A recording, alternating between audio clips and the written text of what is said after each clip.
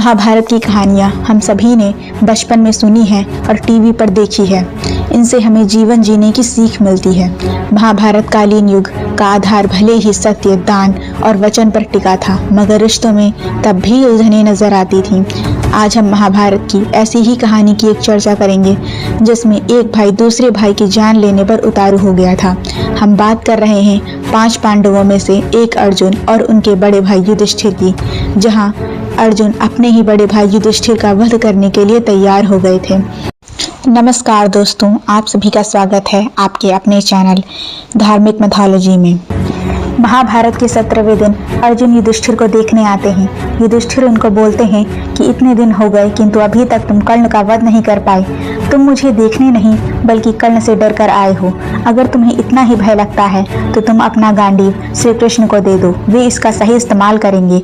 यह सुनकर अर्जुन फौरन अपनी तलवार निकालकर युधिष्ठिर पर हमला करने के लिए आगे बढ़ते हैं, जिस पर श्री कृष्ण उनको रोक लेते हैं। अर्जुन कहते हैं कि मैंने प्रतिज्ञा ली थी, अगर कोई मुझे गांडीव त्यागने को कहेगा तो मैं उसका सर धड़ से अलग कर दूंगा। श्री कृष्ण मुस्कुराते हुए कहते हैं कि तुम्हें धर्म का कोई ज्ञान नहीं है।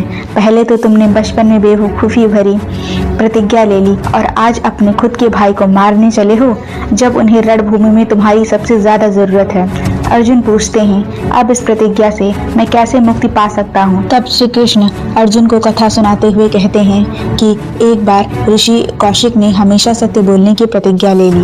एक दिन उनके पास वहाँ कुछ गांव वाले आए और उनसे कहा कि हमारे पीछे डाकू पड़े हैं, इसलिए हमें यहाँ छिपने दीजिए। बाद में जब डाकू वहाँ आते हैं और ऋषि कौशिक से जब उन गांव वालों के बारे में पूछते हैं तो प्रतिज्ञा की वजह से वे उनको गांव वालों के बारे में बता देते हैं। इसके बाद डाकू बेरहमी से उन गांव वालों की हत्या कर देते हैं।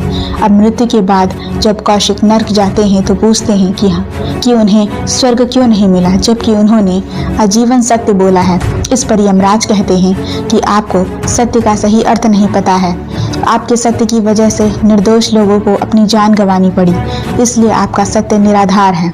अब कृष्ण कहते हैं कि हे अर्जुन, इसी तरह तुम्हारी प्रतिज्ञा भी निराधार है, क्योंकि प्रतिज्ञा की वजह से तुम अपने भाई को मारने चले थे और यह धर्महीन होगा।